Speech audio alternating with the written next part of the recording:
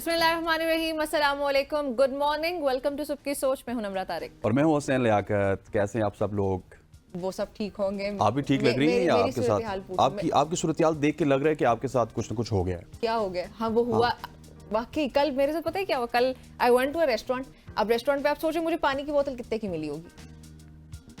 80 मेरा रुपए झगड़ा हो 90 रुपए की? 80-90 रुपए भी बहुत ज्यादा है। अच्छा, 140 रुपीज की वो तभी तो आप परेशान हैं। वो छोटी वाली बोतल? छोटी वाली बोतल। और वो इस्लामाबाद के बहुत ही पोश किस्म के इलाके का एक अच्छा रेस्टोरेंट है, ठीक है, वो फैंसी किस्म के जो रेस्टोरेंट्स होते हैं। अब जो मेरे पास बिल आ रहा है सिर्फ पानी की बोतल का 140 rupees and I want like ये क्या है, ये किस चीज के इतने पैसे? तो पता नहीं ये कौन सा टैक्स है, ये कौन सा टैक्स है। मैंने कहा भाईजान ऐसा मत करे। अब हमें पता है कि महंगाई हो चुकी है, लेकिन पागल मत बनाए एटलीस्ट आवाम को कि जो चीज 40-50 रुपए की मिलती है आपने वो जाके 140। आपने ना बाहर से जाके बोतल पकड़ लेनी थी। लेकिन मेरे पास भी ऐसी एक खबर है, वो मैं आपको बता दूं।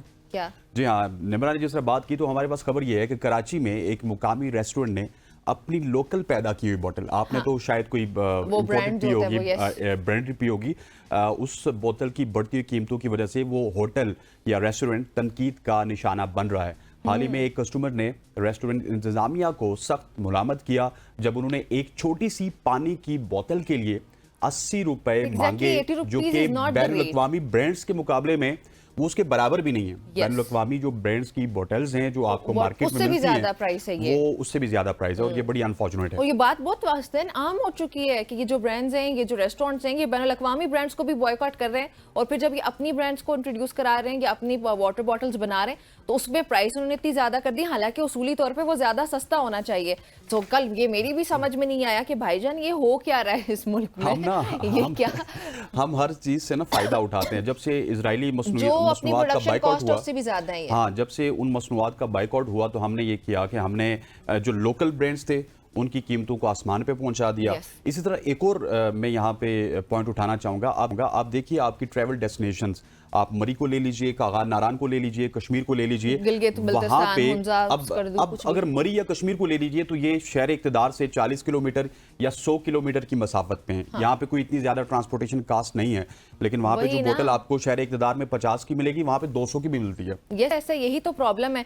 हालांकि जो बोतल के साथ नहीं, हर चीज के साथ। और जो आर्ग्यूमेंट ये करते हैं कि प्रोडक्शन कॉस्ट ज्यादा है, हालांकि कोई प्रोडक्शन कॉस्ट ज्यादा नहीं होती है इतनी ज्यादा। जो इंटरनेशनल ब्रांड्स है उसके बावजूद फिर भी कम पड़ती है उनकी पैदावारी लागत जो है। सो यहाँ पे बुलंद कीमतें उन्होंने मांगना शुरू कर दी होती हैं।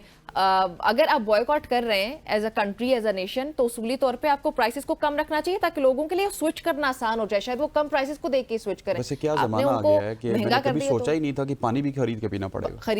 और वो भी महंगा पानी।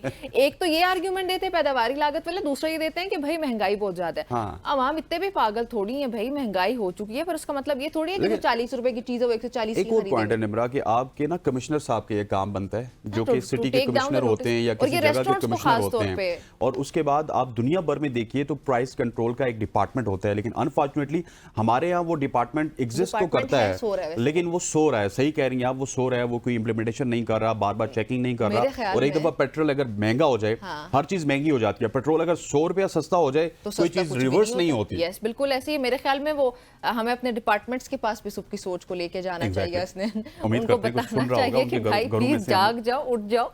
ये रेस्टोरेंट्स पे क्या हो रहा है? फैंसी किस्म के रेस्टोरेंट्स बनाए और 140 रुपए की सिर्फ पानी की बोतल।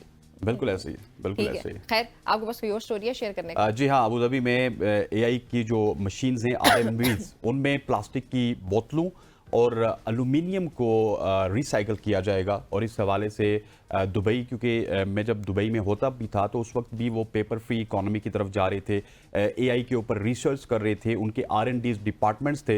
लेकिन ये जो RMV मशीन्स हैं, इनसे एक नई जो दुबई में मैं समझता हूँ, या अबू धाबी का जब भी जिक्र आता है तो उसमें दुबई को इस वजह से इंक्लूड किया जाता है कि वो सारी स्टेट्स जो है वो एक दूसरे के साथ मिलती जुलती हैं, और ये उनकी जो आलूदगी है, माहौलियाती आलूदगी है, उसको कम करने में बड़ी साजगार साबित होगी। That's very nice. So detail में मजीद खबर शेयर करते चले जी। अबू धाबी में AI driven reverse vending machines यानी कि RVMs में प्लास्टिक बोतलें जो हैं, प्लास्टिक बॉटल्स और एल्यूमिनियम केन्स को रिसाइकल करें और हवाई टिकट्स या डाइनिंग और ख़रीदारी के वाउचर्स जीतें।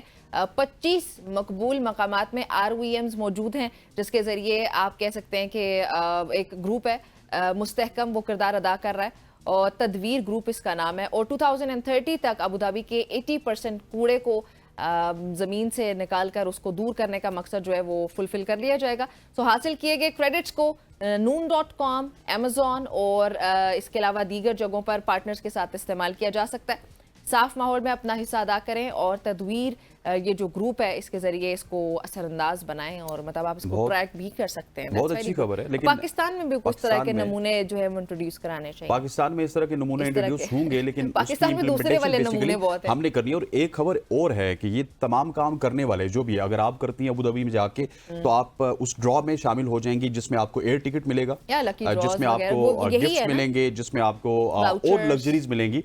तो पाकिस्तान में भी इस तरह की चीजों को करना चाहिए। मैंने देखा है, आप अगर ट्रेल्स में जाएं, ट्रेल 5 में जाएं, 3 में जाएं, डिफरेंट यूनिवर्सिटीज के लड़के वहां पे आते हैं, तलबा और तलबात होते हैं, वो आके इस तरह की एक्टिविटी करते हैं। लेकिन अनफॉर्चुनेट है कि जो आम शहरी है वो इस तरह की एक्टिविटीज नहीं करता, और गवर्नमेंट लेवल पे इस तरह की एक्टिविटीज नहीं होते ना, इसलिए फिर वो अवाम जो है उनको मोटिवेशन नहीं मिलती, उनको अप्रिशिएट नहीं किया जाता है। खैर जी, आगे बढ़ते हैं। कोई और स्टोरी भी है हमारे पास आपके साथ शेयर करने के लिए। जी हाँ, वो स्टोरी खैबर पख्तूनख्वा हुकूमत का। बिल्कुल। और सोलर एनर्जी के मंसूबे का आगाज कर दिया। इस साल खैबर जिला में 1100 स्कूल्स, 3050 मसाजिद और कारोबारी मराकज को सोलर एनर्जी पर मुंतकिल किया जा रहा है। अब 900 से ज्यादा मसाजिद और इबादत गाहें हर रोज 1.73 मेगावाट की बरकी ताकत पैदा कर रही हैं, जिससे महीने भर में करोड़ों रुपए की बचत हो रही है। अल्हम्दुलिल्लाह। जी हाँ, और खैबर के कौमी असम्बली के रुकन हाजी इकबाल आफरीदी ने इन तरक्याती इक़दामात की तस्दीक किया, और ये जो 900 मसाजिद का निम्रा ने जिक्र किया, बेसिकली ये वो मसाजिद हैं या कारोबारी मराकिज़ हैं जिनमें ऑलरेडी सोलर एनर्जी लगी हुई थी, और उसके बाद से ये जो 1.73 मेगावाट की बिजली है वहाँ से उसकी बचत होती है, करोड़ रुपए की बचत होती है। लेकिन एक बात मैं निम्रा आपको बताऊँ, 2018 से पहले जो ज़िला खैबर की हम बात कर रहे हैं, ज़िला खैबर में ये प्रोजेक्ट्स होंगे, ये ज़िला खैबर फाटा में शामिल था, और 2018 के बाद ये केपीके में शामिल हुआ। और ज़िला खैबर में इस तरह की एक्टिविटी करना और बिजली की वास्ट एक्सपेंड करना, सोलर एनर्जी के ऊपर कन्वर्ट करना, ये बहुत ही हौसला अफजा खबर है। और इसके ऊपर मैं वज़ीर आला केपीके को और तमाम तरह वहाँ की जो इंतज़ामिया है उनको मैं क्रेडिट दूंगा कि जितना ज़्यादा आप फैसिलिटेट कर सकते हैं कबायली इलाकों को, जो कि पहले फाटा था अब वो केपी में शामिल हैं, उनको कीजिए, ताकि लोग समझें कि जब वो वफाक में शामिल हुए हैं और सूबे में शामिल हुए हैं तो उसके बाद उनको फैसिलिटीज़ किस हद तक मिल रही हैं, और इसी तरह वो टैक्स नेट में भी आहिस्ता आहिस्ता शामिल हो जाएंगे। बिल्कुल ऐसे ही है। अगली कहानी शामिल कर लें।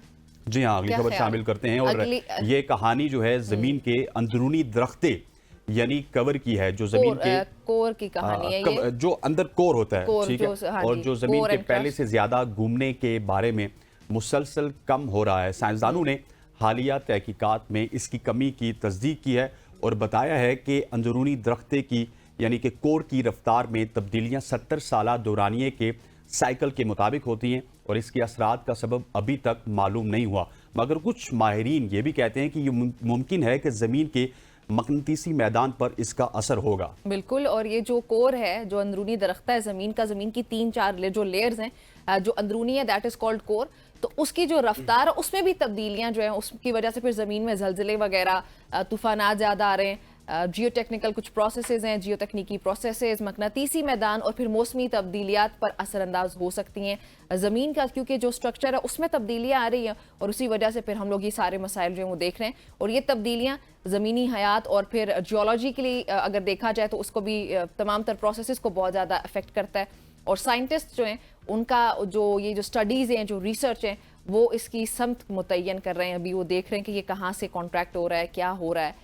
बट हमें तो हसनैन, आपको पता है कि ये हमारे दीन ने, हमारे नबी ने बहुत साल पहले, 1400 साल पहले हमें बता दिया था कि किस तरह ज़मीन सिकुड़ेगी या एक्सपेंड करेगी, ज़मीन का क्या किरदार होता है, और रोज़े क़यामत क्या है, किस तरह से ज़मीन बदल जाएगी, सब कुछ बदल जाएगा, सूरज कहाँ से कहाँ आ जाएगा।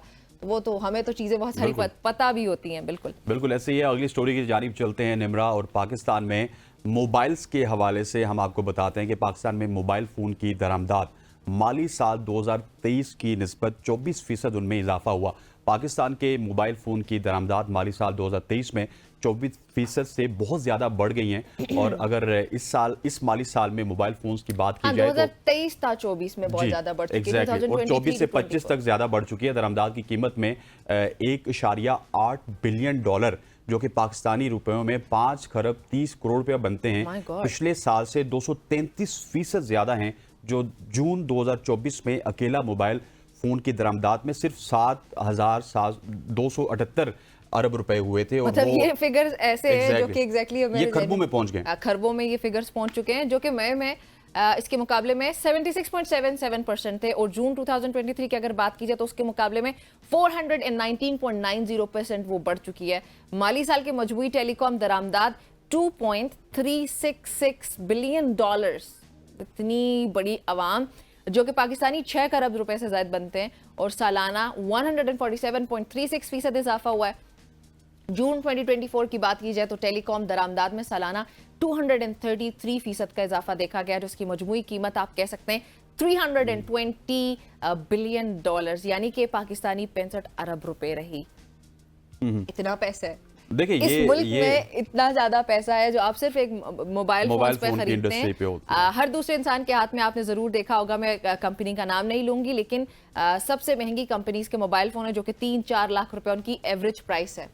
उनके पुराने मॉडल्स के भी जो चल रहे हैं, वरना लोगों ने ज्यादातर 7-7 लाख रुपए वाले भी रखे हुए हैं। एंड देन वी से कि हमारे मुल्क में बहुत ज्यादा गुर्बत है। हमारे मुल्क में कोई गुर्बत नहीं है, बस कंसंट्रेशन किसी और तरफ है। आपको पता है कि बच्चों के लिए बहुत ज्यादा इकदाम कर रही है सिंध गवर्नमेंट, और इस हवाले से हमारे पास अभी अभी खबर आई है कि सिंध हुकूमत की जानिब से जो बच्चों की छुट्टियां हैं उनको 14 अगस्त से भी आगे कर दिया गया। कराची में गर्मी की वजह से वहाँ पे जो हबस थी, उसकी वजह से जो बच्चे हैं उनकी केयर की जा रही है, और उनको ये सिंध गवर्नमेंट चाहती है कि वो अपने घरों में रहें, इंस्टेड के वो स्कूलों में जाएं, और बहुत ज़्यादा गर्मी का शिकार हो तो उनकी छुट्टियां जो है वो एक्सटेंड कर दी गई। अच्छा, इसमें एक चीज़ मुझे होती है कि चले सिंध गवर्नमेंट ने, अभी मैंने रात में ये खबर देखी हुई थी कि 14 अगस्त तक जो है छुट्टियां बढ़ा दी हैं। इतनी ज़्यादा छुट्टियां होती हैं, तकरीबन हर महीने में हमारे पास कोई ना कोई या तो इस्लामिक इवेंट आ रहा होता है, या तो कोई दुनियावी चीज़ें हम मना रहे होते हैं, तो ऊपर से फिर छुट्टियां अलग से हो जाती हैं, गर्मियों की, सर्दियों की, तो बच्चे पढ़ेंगे कब? फिर एट द सेम टाइम मेरे जहन में ये भी आता है कि अगर बच्चे लेट्स से इस गर्मी में उनको स्कूल भेज दे तो अब वो भी मुमकिन नहीं है, तो इसका हल क्या हो सकता है? ये बड़ा एक कंफ्यूजिंग सा टॉपिक होता है। इस वक्त बच्चे बहुत सारे सुन रहे होंगे और वो कह रहे होंगे कि निम्रा क्या इतना ज्ञान बांट रही हैं, क्योंकि निम्रा हम सब जब बच्चे होते थे स्कूल टाइम पे, कॉलेज टाइम पे, यूनिवर्सिटी टाइम पे, ये दुआएं कर रहे होते थे कि किसी तरह से वीकेंड के ऊपर छुट्टियां आए, जुमरात जुमे की छुट्टी आए, और फिर धरने हो जाते थे। किसी जमाने में क्या एक्टिविटी हो जाती थी, 2014 में तो मेरा पूरा साल जाया हुआ हम तो शुक्र पढ़ के घर बैठ जाते थे, हार के शुक्र है। तो बच्चों की सोचा जाए तो बच्चों के लिए अच्छा है, और पढ़ हम भी गए, बच्चे भी पढ़ जाएंगे, नथिंग टू वरी अबाउट। नहीं, ऐसा भी नहीं है। अब मतलब मेरे ख्याल में एक मैकेनिज्म होना चाहिए। पाकिस्तान में हो नहीं सकता ना, नहीं होना चाहिए। एक जगह पे आप धरना देखेंगे, एक जगह पे अब गर्मी ज्यादा है, ऑब्वियसली उस पर आप एतराज भी नहीं कर सकते कि छुट्टियां नहीं होनी चाहिए, छुट्टियां बनती हैं। फिर उस पर ये होना चाहिए कि आपका स्केड्यूल इतना अच्छा होना चाहिए, पेरेंट्स की ट्रेनिंग होनी चाहिए, उनको चाहिए कि किस टाइम से उन्होंने बच्चों को पढ़ाना है, टीचर्स को या तो ऑनलाइन की तरफ भी जा सकते हैं। खैर, यहाँ पे एक ब्रेक शामिल करते हैं और जल्दी से वापस आते हैं। आपने हमारे साथ रहना।